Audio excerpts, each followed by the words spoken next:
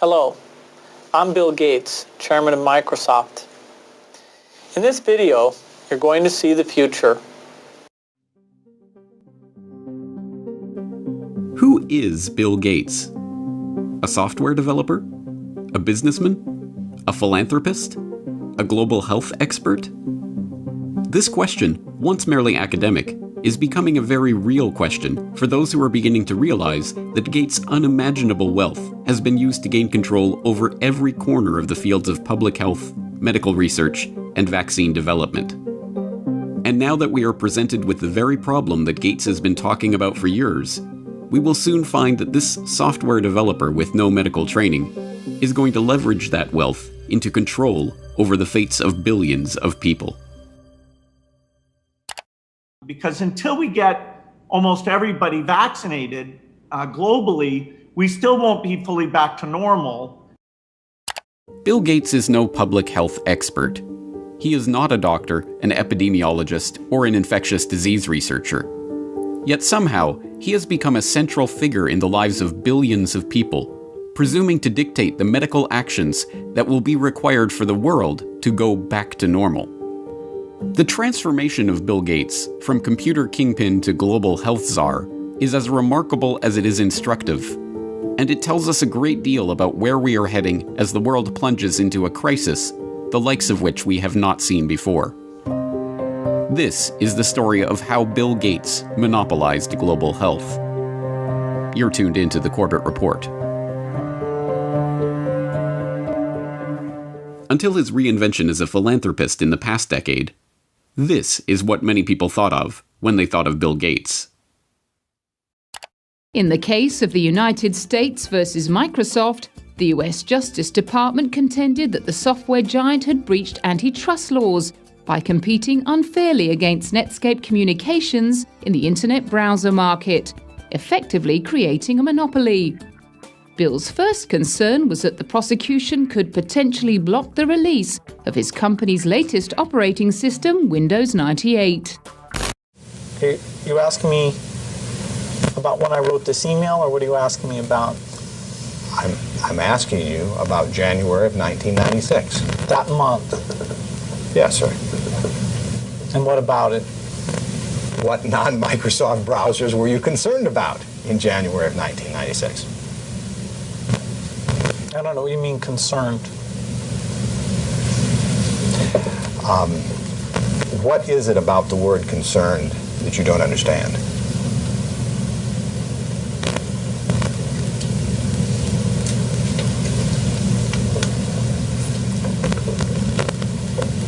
I'm not sure what you mean by it. We're going to be working together on Microsoft Office, on Internet Explorer, on Java, and I think that it's going to lead to a very healthy relationship. So it's a package announcement today. We're very, very happy about it. We're very, very excited about it. And I happen to have a special guest with me today via satellite downlink. And if we could get him up on the stage right now.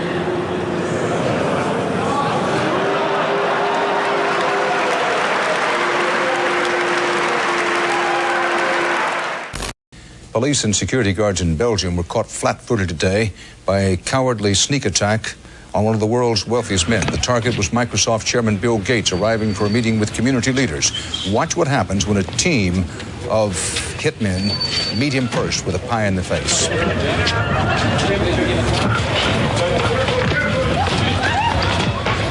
Gates was momentarily and understandably shaken, but he was not injured. The hit squad piled on with two more pies before one of them was wrestled to the ground and arrested. The others, for at least the moment, got away. Gates went inside, wiped his face clean, and made no comment. He then went ahead with his scheduled meeting. No word on the motive for this attack. But once reviled for the massive wealth and the monopolistic power that his virus-laden software afforded him, Gates is now hailed as a visionary who is leveraging that wealth and power for the greater good of humanity. In the 22nd century, a book will be written about the entrepreneur of the 21st century. I'm sure that the person who will foremost come to the mind of those historians is certainly Bill Gates. I don't think it's hyperbole to say that Bill Gates is singularly, I would argue, the most consequential individual of our generation. I mean that. Our next guest is one of the richest and most generous men in the world. Please welcome Bill Gates. At a time when everyone is looking to understand the scope of the pandemic and how to minimize the threat, one of the best informed voices is that of businessman and philanthropist Bill Gates.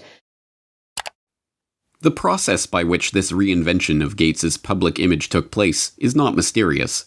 It's the same process by which every billionaire has revived their public image since John D. Rockefeller hired Ivy Ledbetter Lee to transform him from the head of the Standard Oil Hydra into the kind old man handing out dimes to strangers. Don't you give a dime, Mr. Rockefeller?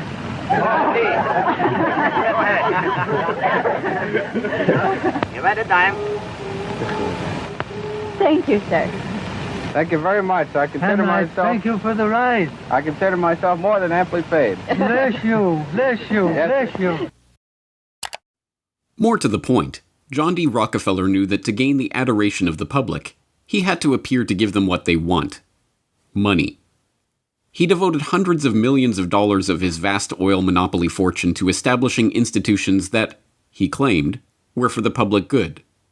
The General Education Board, the Rockefeller Institute of Medical Research, the Rockefeller Foundation. Similarly, Bill Gates has spent much of the past 2 decades transforming himself from software magnate into a benefactor of humanity through his own Bill and Melinda Gates Foundation.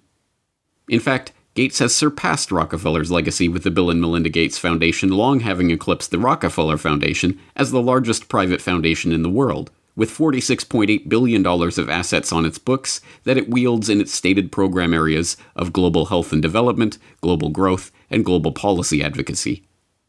And, like Rockefeller, Gates's transformation has been helped along by a well-funded public relations campaign. Gone are the theatrical tricks of the PR pioneers. The ubiquitous ice cream cones of Gates' mentor Warren Buffett are the last remaining holdout of the old Rockefeller handing out dimes gimmick. No, Gates has guided his public image into that of a modern-day saint through an even simpler tactic: buying good publicity. The Bill and Melinda Gates Foundation spends tens of millions of dollars per year on media partnerships, sponsoring coverage of its program areas across the board. Gates funds The Guardian's Global Development website. Gates funds NPR's global health coverage. Gates funds the Our World in Data website that is tracking the latest statistics and research on the coronavirus pandemic. Gates funds BBC coverage of global health and development issues, both through its BBC Media Action Organization and the BBC itself. Gates funds World Health coverage on ABC News. When the NewsHour with Jim Lehrer was given a $3.5 million Gates Foundation grant to set up a special unit to report on global health issues, NewsHour communications chief Rob Flynn was asked about the potential conflict of interest that such a unit would have in reporting on issues that the Gates Foundation is itself involved in. In some regards, I guess you might say that there are not a heck of a lot of things you could touch in global health these days that would not have some kind of Gates tentacle, Flynn responded. Indeed, it would be almost impossible to find any area of global health that has been left untouched by the tentacles of the Bill and Melinda Gates Foundation. It was Gates who sponsored the meeting that led to the creation of Gavi, the Vaccine Alliance, a global public-private partnership bringing together state sponsors and big pharmaceutical companies whose specific goals include the creation of healthy markets for vaccines and other immunization products. As a founding partner of the alliance, the Gates Foundation provided $750 million in seed funding and has gone on to make over $4.1 billion in commitments to the group. Gates provided the seed money that created the Global Fund to Fight AIDS, Tuberculosis, and Malaria, a public-private partnership that acts as a finance vehicle for governmental AIDS, TB, and malaria programs. When a public-private partnership of governments, World Health bodies, and 13 leading pharmaceutical companies came together in 2012 to accelerate progress toward eliminating or controlling 10 neglected tropical diseases, there was the Gates Foundation with $363 million of support. When the Global Financing Facility for Women, Children, and Adolescents was launched in 2015 to leverage billions of dollars in public and private financing for global health and development programs, There was the Bill and Melinda Gates Foundation as a founding partner with a $275 million contribution. When the Coalition for Epidemic Preparedness Innovations was launched at the World Economic Forum in Davos in 2017 to develop vaccines against emerging infectious diseases, there was the Gates Foundation with an initial injection of $100 million. The examples go on and on. The Bill and Melinda Gates Foundation's fingerprints can be seen on every major global health initiative of the past 2 decades. And beyond the flashy multi-billion-dollar global partnerships, the foundation is behind hundreds of smaller country and region-specific grants, $10 million to combat a locust infestation in East Africa, or $300 million to support agricultural research in Africa and Asia, that add up to billions of dollars in commitments. It comes as no surprise, then, that far beyond the $250 million that the Gates Foundation has pledged to the fight against coronavirus, every aspect of the current coronavirus pandemic involves organizations, groups, and individuals with direct ties to Gates funding. From the start, the World Health Organization has directed the global response to the current pandemic. From its initial monitoring of the outbreak in Wuhan and its declaration in January that there was no evidence of human-to-human transmission, to its live media briefings and its technical guidance on country-level planning and other matters, the WHO has been the body setting the guidelines and recommendations shaping the global response to this outbreak. But even the World Health Organization itself is largely reliant on funds from the Bill and Melinda Gates Foundation. The WHO's most recent donor report shows that the Bill and Melinda Gates Foundation is the organization's second largest donor behind the United States government. The Gates Foundation single-handedly contributes more to the World Health Body than Australia, Canada, France, Germany, Russia, and the UK combined. What's more, current World Health Organization Director General Tedros Adhanom Ghebreyesus is in fact, like Bill Gates himself, not a medical doctor at all, but the controversial ex-Minister of Health of Ethiopia, who was accused of covering up 3 cholera outbreaks in the country during his tenure.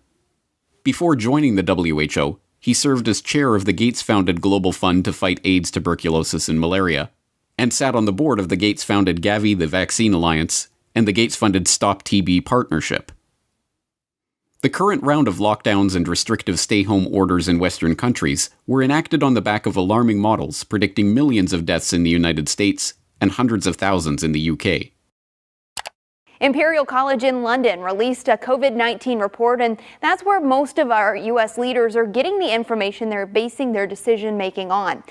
The report runs us through a few different ways this could turn out depending on what our responses are. If we don't do anything to control this virus, over 80% of people in the U.S. would be infected over the course of the epidemic, with 2.2 million deaths from COVID-19. That 2.2 million deaths also doesn't account for the potential negative effects of health systems being overwhelmed. From this evening, I must give the British people a very simple instruction. You must stay at home. Enough is enough. Go home and stay home. A statewide order for people to stay at home. The work of 2 research groups was crucial in shaping the decisions of the UK and US governments to implement wide-ranging lockdowns, and, in turn, governments around the world. The first group, the Imperial College COVID-19 Research Team, issued a report on March 16th that predicted up to 500,000 deaths in the UK and 2.2 million deaths in the US unless strict government measures were put in place. The second group, the Institute for Health Metrics and Evaluation in Bill Gates' home state of Washington, helped provide data that corroborated the White House's initial estimates of the virus effects, estimates that have been repeatedly downgraded as the situation has progressed. Unsurprisingly, the Gates Foundation has injected substantial sums of money into both groups. This year alone, the Gates Foundation has already given $79 million to Imperial College, and in 2017, the foundation announced a $279 million investment into the IHME to expand its work collecting health data and creating models. Anthony Fauci, meanwhile, has become the face of the US government's coronavirus response, echoing Bill Gates' assertion that the country will not get back to normal until a good vaccine can be found to ensure the public's safety.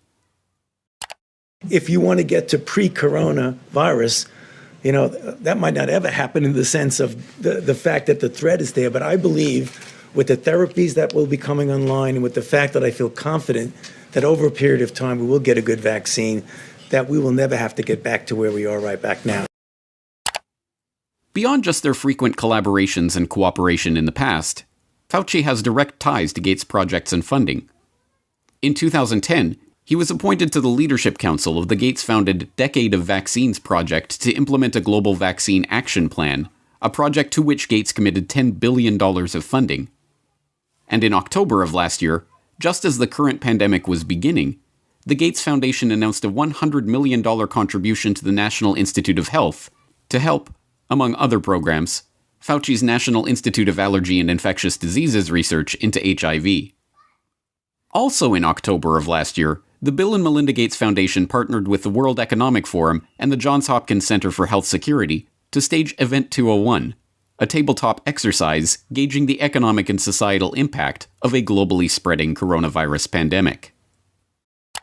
It began in healthy-looking pigs, months, perhaps years ago. A new coronavirus. The mission of the Pandemic Emergency Board is to provide recommendations to deal with the major global challenges arising in response to an unfolding pandemic. The board is comprised of highly experienced leaders from business, public health, and civil society. We're at the start of what's looking like it will be a severe pandemic. And there are problems emerging that can only be solved by global business and governments working together. Governments need to be willing to do things that are out of their historical perspective, or for the most part, it's really a war footing that we need to be on. Given the incredible reach that the tentacles of the Bill and Melinda Gates Foundation have into every corner of the global health markets, it should not be surprising that the foundation has been intimately involved with every stage of the current pandemic crisis either. In effect, Gates has merely used the wealth from his domination of the software market to leverage himself into a similar position in the world of global health. The whole process has been cloaked in the mantle of selfless philanthropy, but the foundation is not structured as a charitable endeavor. Instead, it maintains a dual structure.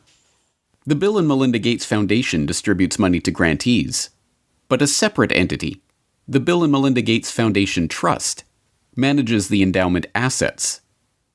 These two entities often have overlapping interests, and, as has been noted many times in the past, grants given by the foundation often directly benefit the value of the trust's assets. One of my favorite parts about my job at the Gates Foundation is that I get to travel to the developing world, and I do that quite regularly. My first trip in India, I was in a person's home where they had dirt floors, no running water, no electricity, and that's really what I see all over the world.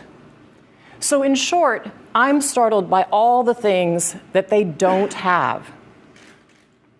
But I am surprised by one thing that they do have: Coca-Cola. Coke is everywhere. In fact, when I travel in the developing world, Coke feels ubiquitous. And so when I come back from these trips and I'm thinking about development and I'm flying home and I'm thinking, well, we're trying to deliver condoms to people or vaccinations, Coke's success kind of stops and makes you wonder, how is it that they can get Coke to these far-flung places? And if they can do that, why can't governments and NGOs do the same thing? And the charity of Microsoft founder Bill Gates and his wife Melinda is under criticism following the disclosure it substantially increased its holdings in the agribusiness giant Monsanto to over $23 million. Critics say the investment in Monsanto contradicts the Bill and Melinda Gates Foundation's stated commitment to helping farmers and sustainable development in Africa. The study from the pressure group Global Justice Now paints a picture of the Gates Foundation partly as an expression of corporate America's desire to profit from Africa, and partly a damning critique of its effects. You could have a case where the initial research is done by a Gates-funded institution. The media reporting on how well that research is conducted is done. The media outlet is a Gates-funded outlet, and maybe a Gates-funded journalist from a media programme, and then the programme is implemented more widely by a Gates-funded NGO. I mean, there are some very insular circles here. Among the many criticisms, the idea that private finance can solve the problems of the developing world. Should poor farmers be trapped into debt by having to use chemicals or fertilizers underwritten by offshoots of the foundation? This is no mere theoretical conflict of interest. Gates is held up as a hero for donating $35.8 billion worth of his Microsoft stock to the foundation. But during the course of his decade of vaccines, Gates' net worth has actually doubled, from $54 billion to $103.1 billion. The Rockefeller story provides an instructive template for this vision of tycoon-turned-philanthropist. When Rockefeller faced a public backlash, he helped spearhead the creation of a system of private foundations that connected in with his business interests. Leveraging his unprecedented oil monopoly fortune into unprecedented control over wide swaths of public life, Rockefeller was able to kill two birds with one stone, molding society in his family's own interests, even as he became a beloved figure in the public imagination. Similarly, Bill Gates has leveraged his software empire into a global health, development, and education empire, steering the course of investment and research and ensuring healthy markets for vaccines and other immunization products. And, like Rockefeller, Gates has been transformed from the feared and reviled head of a formidable hydra into a kindly old man, generously giving his wealth back to the public. But not everyone has been taken in by this PR trick. Even The Lancet observed this worrying transformation from software monopolist to health monopolist back in 2009, when the extent of this Gates-led monopoly was becoming apparent to all. The first guiding principle of the Bill and Melinda Gates Foundation is that it is driven by the interests and passions of the Gates family. An annual letter from Bill Gates summarizes those passions, referring to newspaper articles, books, and chance events that have shaped the Foundation's strategy. For such a large and influential investor in global health, is such a whimsical governance principle good enough? This brings us back to the question: who is Bill Gates? What are his driving interests? What motivates his decisions? These are not academic questions. Gates' decisions have controlled the flows of billions of dollars, formed international partnerships pursuing wide-ranging agendas, ensured the creation of healthy markets for big pharma vaccine manufacturers. And now, as we are seeing, his decisions are shaping the entire global response to the coronavirus pandemic. Next week, we will further explore Gates' vaccination initiatives, the business interests behind them, and the larger agenda that is beginning to take shape as we enter the new normal of the COVID-19 crisis.